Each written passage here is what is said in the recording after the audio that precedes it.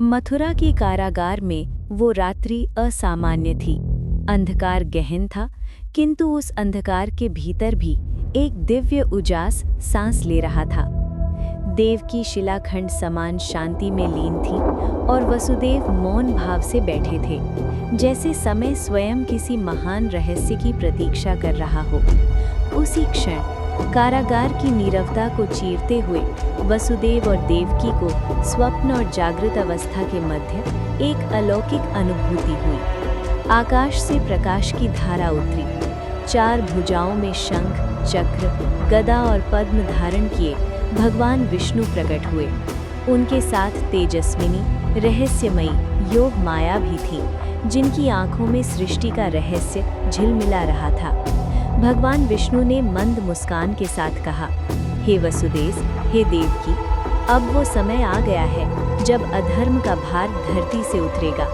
तुम्हारी कोख से जो बालक जन्म लेगा, वही धर्म की पुनः स्थापना करेगा। योगमाया आगे बढ़ी। उनका स्वर कोमल था, पर उसमें आदेश की शक्ति थी। कंस के भय से ये बालक यहाँ नहीं रहेगा। जैसे ही इसका जन्म हो, वसुदेव, तुम इसे लेकर गोकुल में नंद बाबा के यहाँ चले जाना।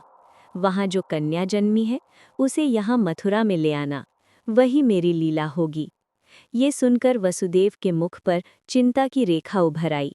उन्होंने विनयपूर्वक कहा, माता, ये कारागार कठोर पहरे से घिरा है। द्वार बंद है, पैरों में बेड़ियां हैं, हाथों में जंजीरें हैं। मैं कैसे बाहर जाऊंगा?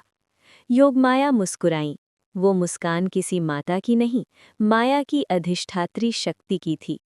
उन्होंने कहा, वसुदेव, जब ईश्वर की लीला प्रारंभ होती है तो मार्ग स्वयं बन जाते हैं। जंजीरें अपने आप खुलेंगी, द्वार स्वयं द्वार बन जाएंगे और पहरेदार निद्रा की गोद में चले जाएंगे।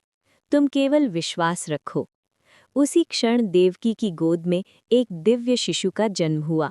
न कोई पीड़ा, न कोई करुण क्रंदन, केवल आनंद की तरंग। कारागार प्रकाश से भर गया। वो शिशु साधारण नहीं था, वो स्वयं नारायण थे, जो बालक रूप में लीला करने आए थे। जैसे ही योगमाया ने संकेत किया, वसुदेव की जंजीरें मौन स्वर में खुल गईं। द्वार अपने आप खुल गए, पहरेदार गहरी नींद में डूब गए। वसुदेव ने शिशु को अपनी छाती से लगाया।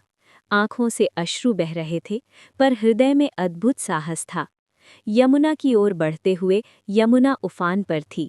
ये देखकर वसुदेव ने कृष्ण को टोकरी में रखा और आगे बढ़ने लगे।